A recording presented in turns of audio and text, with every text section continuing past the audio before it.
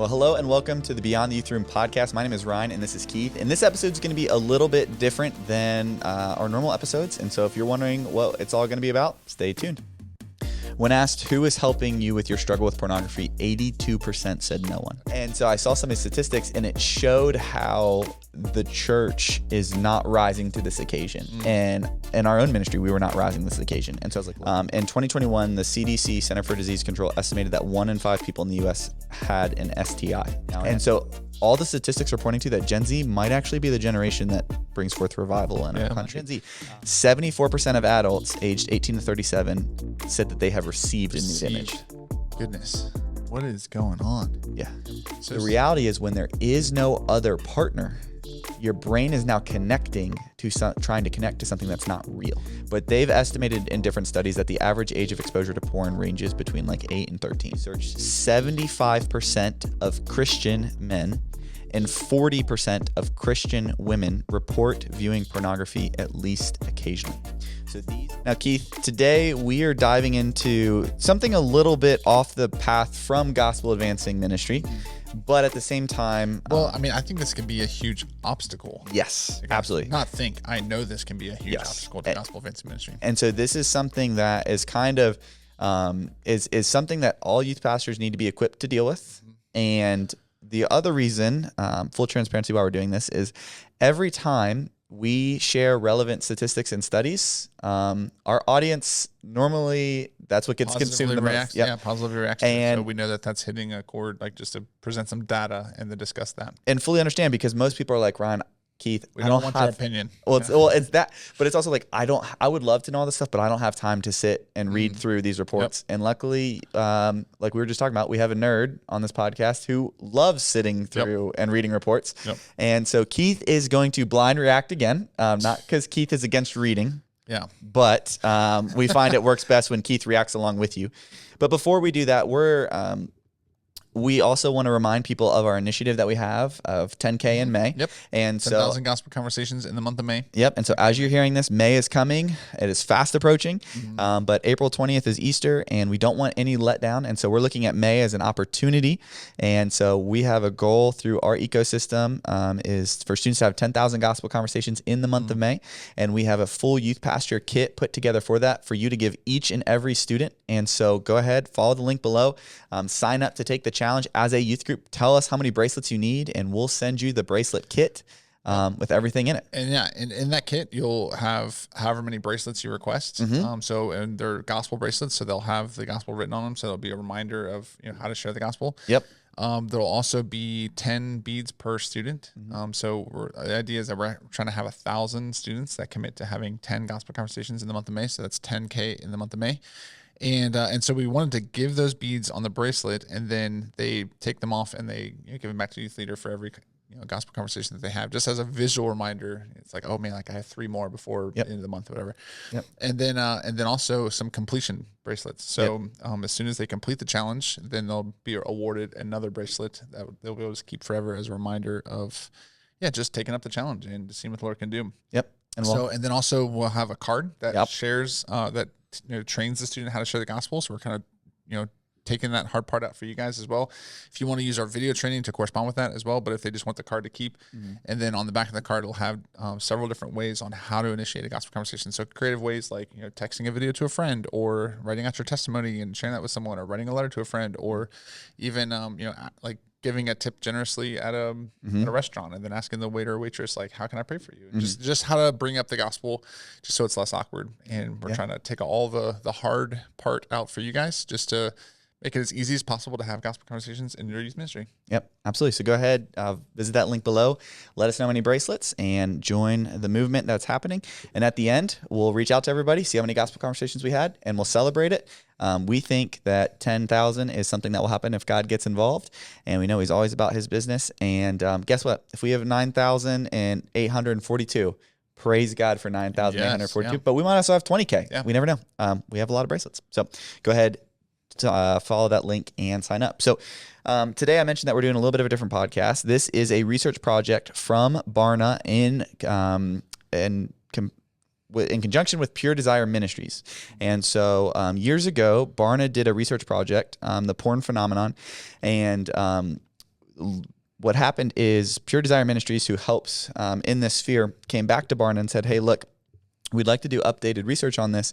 We'd love to help you put out another study. And so in 2024, Beyond the Porn Phenomenon, which was the follow-up study, was released. And so that wasn't just the title because we're beyond the youth room. No. Beyond the Porn Phenomenon. Beyond the Porn Phenomenon. Yep, okay. is the name of the study that came out. Don't want to complicate things. And it's a Barna study as of 2024. So these are extremely current numbers in conjunction with Pure Desire Ministries. They do great work. Go ahead, check them out as well. They've got some helpful podcast their tools. Website in the link. Yep. Or in the description. So and what we have is I went through it. Full transparency, because we were doing a sex and intimacy series, as I've shared. And so this was kind of one of the things that when I was looking for the reality of where we are in their culture, this is one of the things that I went through. And as I was going through this, I was like, a couple of the statistics in here that I'll share. I'm saying, like, I'm really trying hard not to look at these statistics because they're in front of me. And I'm like, maybe I should just scroll back up so that I don't see it. Okay. And so I saw some of these statistics, and it showed how the church is not rising to this occasion. And in our own ministry, we were not rising to this occasion. And so I was like, look, everybody needs to know about this. And so we're just going to walk through, not going to overwhelm you with statistics, but just give you a picture of where we're at, the distortion that's going on in their culture, the danger of isolation, which we all know, but we'll see more. But then guess what? We're going to end with a positive note, because there was one positive sign out of all of this. I almost went till the end to look at it, and I was like, no. Okay. So I'm just going to share these. We're going to walk through these, and Keith is going to live react along with you and ask any clarifying questions. He's going to put himself in your shoes and ask any questions, what's going on, and I'll try and make this as simple as possible. So ready? Do it. The reality of where we are, and these tabs are mine. So I processed all the information, then I packaged it this way, but highly recommend going and grabbing the study yourself, Beyond the Porn Phenomenon, through Barna. But yeah, so the reality of where we are. So right off the bat, everybody's kind of going like, well, how prevalent is it? Well, according to their research, 75% of Christian men and 40% of Christian women report viewing pornography at least occasionally. So these are people who self-identify as Christian, 75% of men and 40% of women. And this is not just specifically younger. Like, this is not aged. Like, this specific. statistic is in general not, Christians. Correct. This statistic is all generations. So it's 3/4, 75%. Yep. And 40% of Christian women. And I'll circle back and share some thoughts on this, but I want to keep going with statistics. So you might say, okay, well, Ryne, even in 2024, if you ask people if they're Christians, well, I'm not Buddhist, I'm not Muslim, I'm not whatever, so I'm a Christian. Well, how do we know that's, what does that mean? Well, the reality is that they went and looked at practicing Christians, so people who are actually, faithfully attending church and engaging in spiritual disciplines. 54% of practicing Christians report viewing porn occasionally. So is that, so on here it says just viewing porn, but you're saying occasionally? Yes. And I wonder how they define that. Like, is that like... They have the definition in the study of what it means to be a practicing Christian. Like occasionally. Oh, occasionally. Like, once a month, once a year. I would I'm looking at some of the other things that say like daily, weekly. Well, let's get into that, and then we can go back to that. Okay. So 54% of practicing Christians, all generations, report viewing porn occasionally. And that's not just guys or girls. That's correct. Collectively. That's all. Yeah. So then we'll get to Gen Z, and then we'll pause, take a breath. We'll go through this, and then a couple more stats. Gen Z porn viewership. So this is 18 to 25. So it's the part of Gen Z that's 18 to 25, which I was talking to somebody the other day, and they're like, well, Gen Z, that's like middle schoolers. I was like, no, actually, like, they're home buyers now, or at least trying to be. They're not home buyers. And so Gen Z porn viewership, 18 to 25, 14% said daily. This is not just men. This is all Gen Z. 14% of Gen Z said they watch porn daily, 25% weekly, 15% monthly, 18% said less often, so less than monthly, and 19% said never. And so when you look at it, quick math, 54% of Gen Z watch porn at least monthly. So this is, those numbers might not surprise you, but when you put that into perspective of most likely the statistics would bear out based on this, that around 50% of the kids in your youth ministry are probably engaging in porn and stuff. And you might say, well, hold on, Ryne, that's adults. What about students? Well, this number has fluctuated. Barna didn't take a number on this, but they've estimated in different studies that the average age of exposure to porn ranges between like 8 and 13. And so you see that the average first exposure to pornography. So this is going on in your youth ministry. So Keith, any thoughts before I share the next stats on the reality of where we are? A question on Gen Z. So we've done reports from Barna on Gen Z, and I thought there was a distinction between like a younger Gen Z and an older Gen Z, like the 13 to 7. So wait, are you saying now that Gen Z is only over 18? No. So, so this is just this part of the study. Correct. So there was a different study they did. I believe it was the Reviving Evangelism, the State of Evangelism, which we did a podcast episode on. Yep. And for the purpose of that report, they differentiated between Gen Z 13 to 17 and those 18 to 25. Okay. And so this stat, the 52% of Gen Z is only the 18 through 25, not the 13 through 17. Well, we haven't gotten to that stat yet. Okay. But yes, Gen Z, I will clarify when we get through here what is Gen Z, what is all adults, and what is sub. But again, gotcha. there's a lot of protection around, of course, we know this, but just a good reminder, there's a lot of guidelines about collecting data under the age of 18. Mm-hmm. So, and so that's where, but I'll try and clarify. So great question. Yep. So we've walked through that. So, I mean, what I'm imagining is like, so if you just have a group of Christian young adults, at least half of them are viewing porn monthly. Most likely. Yeah. So, I mean, that's according to the stat, 52%. Yep. So then we get into this next one, which this next one, the first ones were not shocking. This was shocking to me. Mm-hmm. 52% of Gen Z, 18 to 25, so the older portion of Gen Z, 52% admitted to sending a nude image of themselves to someone else via text or app. 52% admitted to sending it. 74% of adults 18 to 37. Mm. So we're expanding even beyond Gen Z. 74% of adults aged 18 to 37 said that they have received a nude image. Goodness. What is going on? Yeah. So 74, let me make sure I'm understanding this. So, so 52% of Gen Z admit to sending a nude image of themselves to someone else. Yep. Okay, but then 74% of adults 18 to 37 said that they've received a nude image from someone else. And does that distinct, like, not that this matters because it's, they're both awful. Yeah. But is the 74% is obviously way higher. Yes. But I'm wondering, is it someone that sends them a pornographic image, like not from themselves? So what we found in our student ministry, we've had some instances of this. I was actually in a 6th grade boys small group one time, and this kid was saying, "Hey, something happened at school today." I was like, "What's up?" This girl sent a nude picture to this guy, and he sent it to all of his friends. So that would be how this is. Of like, a lot of time when there's nude images shared, based on what we're seeing, I can't say, but in conversations with students, that this is then being shared with others. So for instance, I remember, now this says they have received a nude image from someone else, but I remember in high school where guys thought it was funny because they knew I was a Christian. Like, they would literally be like, "Hey, Cottle, come check this out." And like, I didn't know what they were doing. And then they just show me a nude image. And so it's like, kids are getting exposed to this even if they don't want to, is reality. And that hasn't really changed. Yeah. And that's where even like, I remember, just having elementary school, like our boys, like in elementary school, riding the bus. And it's like, we had, it's like, we're not the point where we're just handing them smartphones. Like, and other parents have different, boundaries set up, whatever, or they might need a phone, whatever to call, And I remember like, as like a first grader, my son was in first grade, and a person on the bus next to him had a smartphone. And because we were asking him, like, how was the bus ride? He's like, "Oh yeah, I just play video games on the phone." And I'm like, "What phone?" And he's like, "My friends." I'm like, so like, in other words, it might not even be that it's, it's something that you see from your actual child. If you're a parent watching this, or if you, it's like, sometimes it's like, it's on a friend's phone, or like they show you something, or whatever. Yep. Yeah. Wow. So last statistics, last stat on the reality of where we are. In 2021, so this information is now out. We're now working outside of the Barna report for this one right here. In 2021, the CDC, Center for Disease Control, estimated that 1 in 5 people in the U.S. had an STI. Now, an STI is a sexually transmitted infection.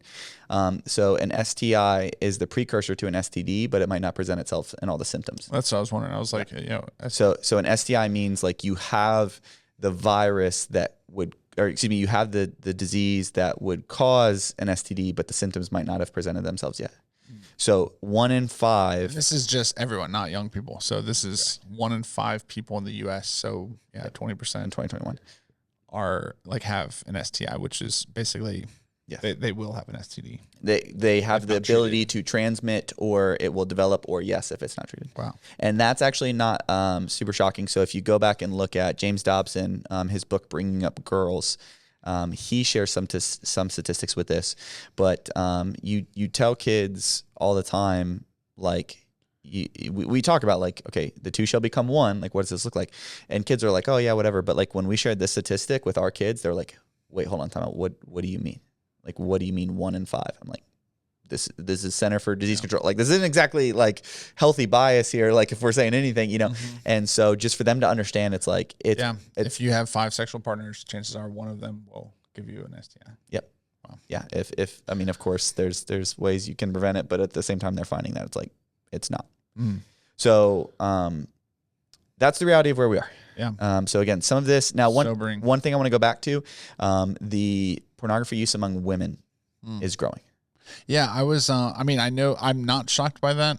40% of Christian women report viewing pornography at least occasionally. Yeah, I wasn't shocked by that, but I would have at certain times. Like, I mean, because like I've seen that it is a lot more prevalent among females now. Yeah, well, especially one of the big ways is still we think the age of digital. But one of the big ways for women, and this is now me talking based off what I'm seeing, not Barna, because I don't think they gave this report, or they did a little bit, but I think like erotic novels are a big part when it comes to like, there was a lady, she posted, she's a Christian, social media, and she's pretty solid, and she posted something where she was like, my friends all recommended this book. I was in the airport, I picked it up, I started reading it, and she was like mortified because she realized like what was going on, and she's like, this is just accepted, in our and so there's a lot of different ways they get into. Again, I encourage you to look at the whole report because they get into a lot of this. So I just kind of cherry picked, not in a negative way, but cherry picked some statistics I thought were relevant for youth pastors. So that's where we're at. Now I want to look reality, now the distortion. Yes. So I want to look a little bit about the impact that this is having on Christian beliefs and beliefs as a whole. So 62% of Christians agree that a person can regularly view pornography and live a spiritual, healthy lifestyle. So 62% of people who identify as Christians say 2/3. Yeah, somebody can watch porn and it's not going to have really an effects on them at all. Wow. 33% of practicing Christians, so again, people who are actually engaging with the body of believers, 33% of practicing Christians believe porn has a neutral or good impact on our society. So 33% of, essentially now you're talking regular church attenders. Yeah, they're like, it's not a big deal. It's not a big deal, or it's actually good. It's actually good. Yep.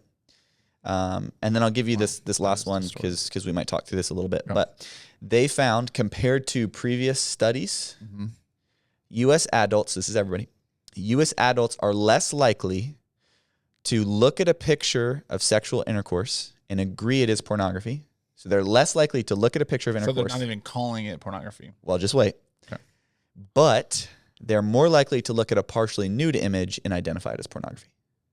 So blatant sexual intercourse being displayed, they're less likely than in previous years to look at that and say that's pornography. But a partially nude image, think like maybe art, they are more likely to identify that as pornography than in previous generations. So correct. It's like opposite ends of the spectrum. So what's going on here? Yeah. Well, there is a desensitization going on. And you think of this makes sense, right? So and I think I can say when we were kids, even though we have a little bit of an age gap between us. Much older than me. So if we wanted to watch anything, like not even nefarious, just watch anything, right? We were at the mercy of the cable company. And then maybe you could rent some things, if you wanted to, but your parents were going to find out about it because they were going to get the bill and all this stuff. Well, now the reality is if a kid has a Netflix subscription, I dare you to try and find a movie on Netflix that doesn't have some kind of sexualization. My wife and I do the same thing every night where it's like, let's watch this movie. Well, let me look at the parents' guide. Yeah, we can't watch this one. Well, let's watch this one. Let me look at the parents' guide. Yeah, we can't watch this one. And so they just have unlimited access. So they're being desensitized to actually seeing pornography. I mean, point blank. Yep.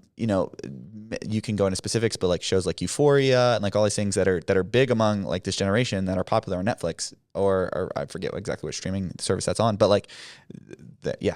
And so they're being desensitized, but they're also being hypersexualized because they're more likely to look at a partially nude image. Again, you might even think like actual works of art, and they identify it as pornography. So less likely to look at actual sexual intercourse and say pornography, more likely to look at a partially nude image and say it is pornographic. Wait, so hold on, let me make sure I'm understanding this. Yep. So if they see a picture of sexual intercourse, yep, they're more likely now to say less likely. Less likely. I see. Okay, so I was getting this. Yeah, backwards. It's confusing. I had to read it a few times, so I'm glad. Okay, so they're less likely to agree that a picture is sexual. Okay, and then more likely to identify partially nude images as pornography. So let's play this out in the mind of a high school guy. Again, this is all adults, but let's just contextualize it. Yep. A high schooler is more likely to watch sexual intercourse played out in a prominent TV show or movie or whatever and say, yeah, no, that's not pornography.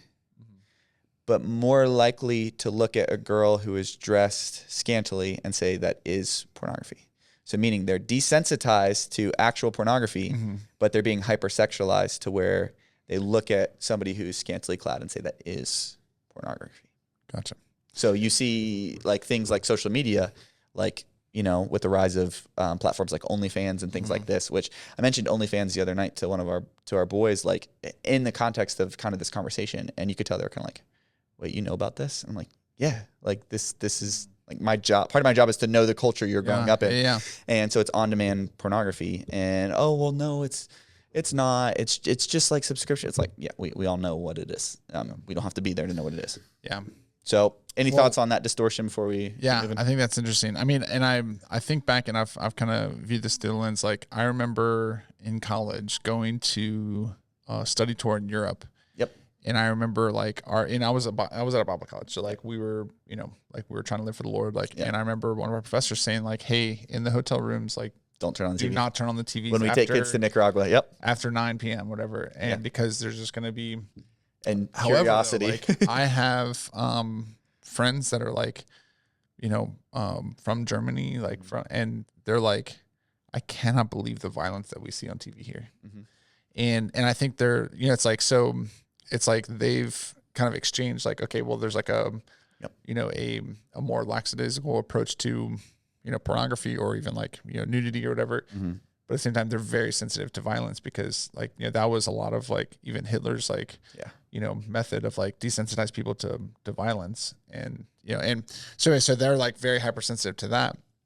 But I'm wondering, just like it's becoming more like our European friends that are just like, they don't even see it as they're just being desensitized, you know? Well, you even look at, and I encourage you to do this exercise regularly.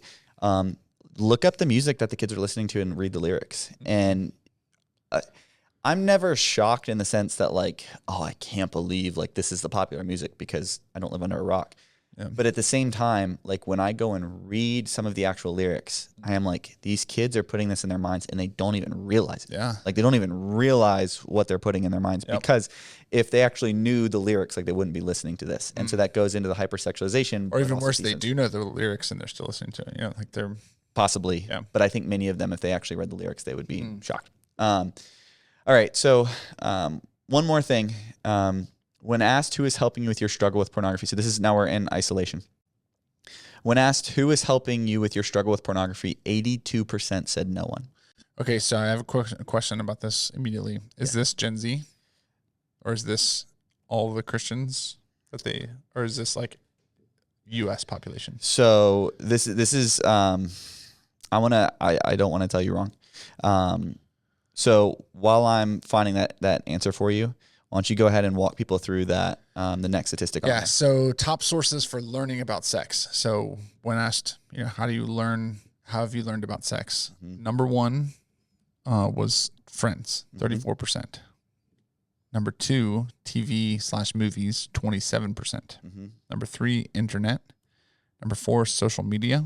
So I guess that was distinguished between like Google searching or something like that versus what they've seen on the social media feeds. Correct. That'd be like Snapchat, Instagram, all that stuff. And then number five, these are top sources for learning about sex. Number five was porn, 22%. All of those that I mentioned, so Friends, TV, movies, internet, social media, porn, all higher than the next one, mom, 21%. Yeah, and the gap between mom and dad. And then dad, almost half that, 13%. And then church/pastor, 11%. Yes. Came in at number 8. Yep. So, okay, it seems like there's a lot of percentages here.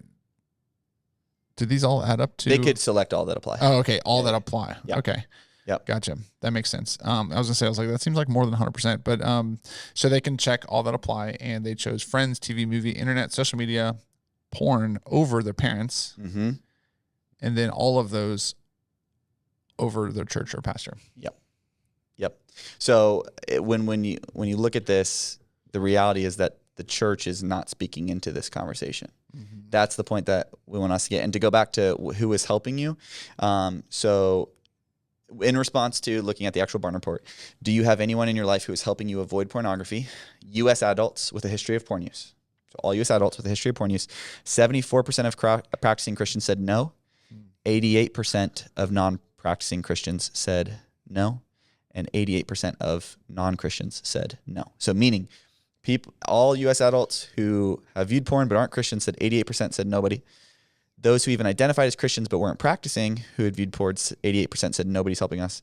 And 74% of practicing Christians said nobody's helping us. So within the church, a little bit better, but still 74% of people in church. So 3 out of the 4 people that are struggling with porn in your congregation are not being helped by anyone. Correct. Not just by you, by anybody. Yeah. And so the reality is what it helped me to see is that if mom is at 21% and dad's at 13%, okay, that's like, so if your parents are helping you understand God's design for sexuality, like they're already way above like the mean, like they're way above average. Yeah. And so then you look at only 11% are hearing this from their church. Now you see that it's like, hey, the church is not speaking up into this. And there's plenty of people on the internet who will bash churches. That is not what we're about. That is not what we're going to do. Yeah. But to me, I think it's just revealing of like the importance of addressing it. Yes. And so when we did this series, show you how times are changing. Mm-hmm. I sent out a long letter to parents saying, hey, we're going to be going through God's design for sex and intimacy. Mm-hmm. As always, it's going to be from a biblical approach. We're going to be going over it for the next 5 weeks. Explain why it was necessary, all this stuff. All right.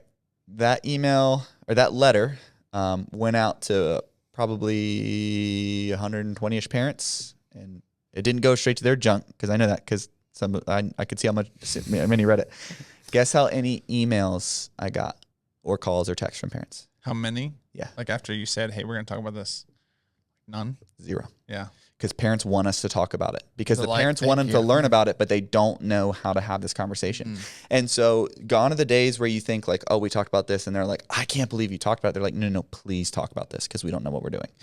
So I'd still encourage you to give your parents a heads up so the kid doesn't get in the car. I know. I was just looking. So on our spring, as we finish up our spring series, like we're walking through the 10 questions every teen should ask and answer about Christianity. Yeah. And so in one of those questions, it comes down to, who cares if you're a boy or a girl? Or there was another one about, I thought it was about, so that is where why can't we just agree that love is love? So that's marriage, sex, singleness, friendship, same-sex attraction, pornography. So all that's like in the, so I'll be having, like, I'll send out like, a notice to our parents. So I'll be able to see like what, because I feel like, and that was why we chose like to go through this. It's like we want to address it. Like we feel like there's a great need for the church to speak up on this. Well, and for instance too, and we'll end on a positive note. But before we get there, I want to share something that I've said full transparency a lot on this podcast, but I don't know a different word.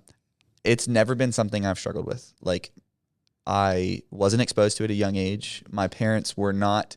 They didn't shelter us, but it was like we have one TV. It's in the living room. Nobody has any computers or devices up in their room. It's all down in the family room. And like if you are on a computer, like it is down in the family room. Like they didn't give us laptops. It was like even when laptops were a thing, we still had one family desktop computer and stuff like this.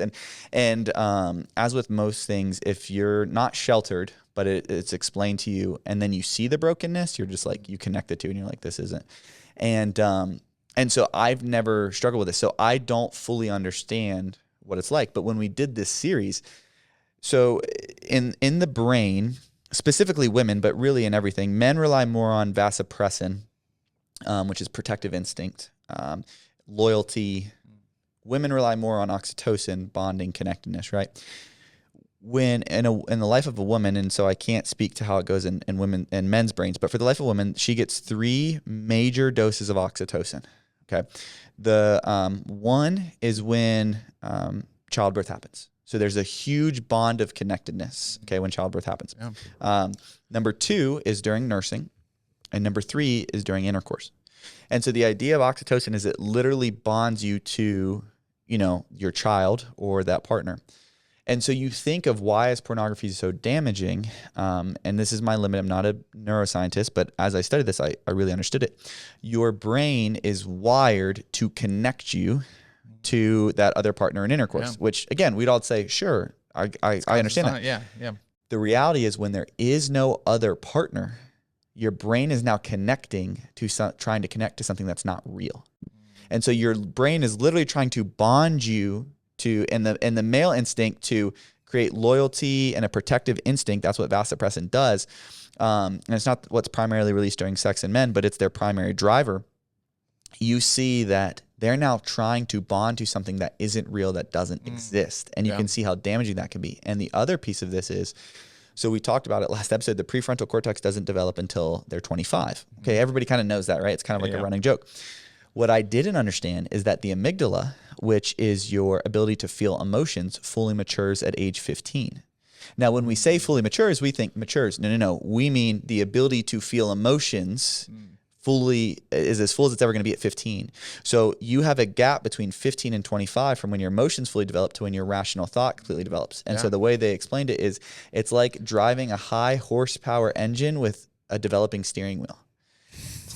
And that's really what teens are between the age of 15 and 26, because they have all this ability to feel and they want to, but not the ability but they to don't think through. Correct. And so when you understand this, again, this is things I learned just by doing this series with them and explaining to them. And man, like, you want to talk about like questions being asked. I mean, we had one girl say, well, what do you do if a guy just comes around whenever he wants sex, but he's not good for you? And this is with all of our 8th through 12th graders. So probably 70 kids. And it was anonymous, but this question, so I answered it. And then she raised her hand. She goes, but what if you have a kid together? And I was like, all right, let's talk about that. Wow. And she's a junior. She has a child out of wedlock with this guy, and he keeps going around. And literally in front of everybody, she's like, what do you do? And it's like, you want to tell me that kid's not getting that question answered if they're willing to like clarify and say that's mine? In front of everybody. Yeah. I remember when we used to do purity talks like at our like summer camp, and we'd like do a guys and girls separated. And I was blown, like there's like no shame like in asking, and which is great, like that they feel comfortable enough. But there was questions that were so specific, and I'm like, okay, some of the guys in here don't even know what you're talking about, but like this, like the question revealed like the level of involvement they were with pornography or sex or and so so it's, I mean, I think some of that's just like going unasked. And so then they just find the answer somewhere else, or find, an answer, and not the answer. So here's what it forced us to do. We told kids to go home and ask their parents. And so it forced their parents to actually have these conversations with them. And one of the moms came back and was like, her and her husband lived together before they got married. They just trusted, but they both each trusted Christ like this past year. So like did not grow up in a Christian household, like whatever.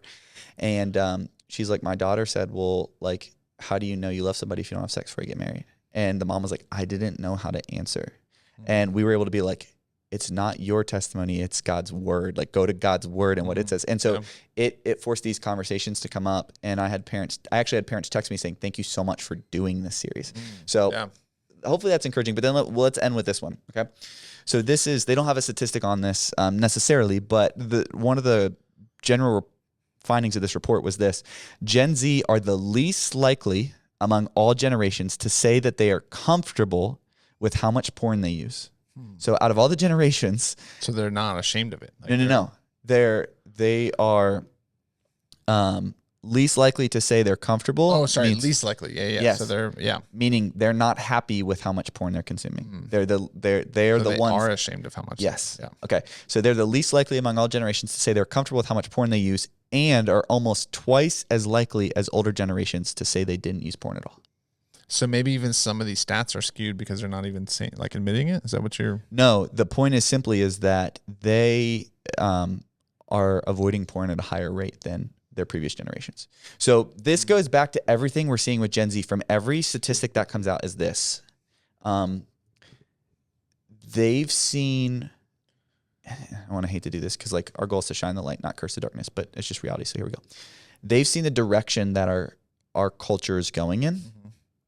And all the statistics seem to point to the fact that they're the generation going, no, we don't want that. Everybody's going crazy. Yeah. This is not what's best for us. And you think about the fact that we've talked about this before, but they were the ones whose lives were just taken away. In terms of COVID, like their lives were just shut down. Yep. Like they didn't get proms, graduations, like didn't go to school, didn't get sporting hang events, out with their friends. Boom. Like and so they had to reevaluate what is important, what is crucial. And so everybody, they were going through their developing years when this was going on, whereas everybody else was like, this is crazy, but like, I just work from home now. You know, like when you have an adult, you don't have that many friends anyway. So it's kind of like my life is just now home. And so this goes to the overall trend, which I can't point. Well, there are some statistics coming out actually that, so Christianity has stopped declining in America. There's a new report that just came out that said it's plateauing. So it's not quite growing yet, but it's stopped declining. And so all the statistics are pointing to that Gen Z might actually be the generation that brings forth revival in our country. And so we see that they're twice as likely as older generations to say they didn't use pornography at all. So any final thoughts? Yeah, I think this is sobering just to kind of realize like how prevalent. What stuck out to me were some of the ones where the source of where they're learning about sex. I thought that was very revealing, like that it's like a church or pastor is like way down on the list. And then also the okayness of it among Christians. I mean, like among Christians, like they're just like, yeah, it's fine. Yep. Like 2/3 people say like you can regularly review pornography and it's totally fine. You can live a spiritually healthy lifestyle. Well, and think about the fact that if your church isn't talking about this. Like when was, put it this way, when was the last time your church did a sermon series on sex? Well, ironically, just like last week. No, it's rhetorical. I'm like I'm listening. Like, no, I'm happy to hear that. No, but that's my point is like, we've talked in our church where it's like, we need to do one on this. And here's the deal. Oftentimes people say, well, we'll talk about dating or we'll talk about marriage. And it's like, okay, that's good. Yeah. But no, you need to talk about God's design for sex and sexuality. So, last thing I'll share as we close, I was talking to a buddy, and so personal story, but I'll make it quick. I was talking to a buddy, one of the most godly guys I know, like my best friend, and we played college baseball together, went to college together, and I was meeting up with him. They were in town, and I was just talking to him, and I knew that he had struggled with pornography in the past. He'd been open to that, and he and his wife had been married for 3 years, and he shared with me, he's like, man, he's like, I said, how you doing? He's like, well, it's funny you ask. He goes, it got to a point where he was like, I need to go to counseling.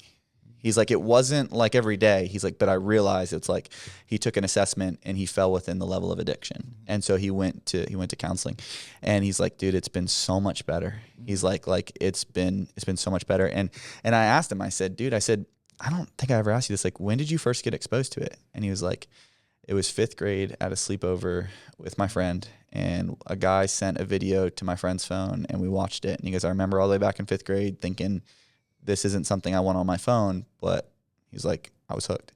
And so it was just mind blowing to me where it's like, okay, we hear average age of exposure, we see all this, but it's like, here's a kid who nobody really helped him from the age of 11 to the age of, 24. Yeah. Like, people knew about it, but nobody really was equipped or really went into that. And so it was like, think about it, like 13 years later, it was like, I finally got counseling, and now I'm finally like have victory over this sin in my life. So just if we're willing to talk about this, like think of how you're helping kids who are doing this. Well, and I was just thinking about this too. Like even some of these stats would show that I'm sure people that are watching this might be in some of these stats they're struggling right now, or they don't see it as a huge deal to even lead a youth ministry or to be a church worker and still struggle with this. And so if that's you, if you're struggling with pornography and if you are caught up in the sin, like get help, reach out to people. Like you're only as dark as your deepest secret. So bring things to the light. And one of the things I regularly review with my sons, they have sometimes a fear of the dark. And I'm like, well, why are you afraid of the dark?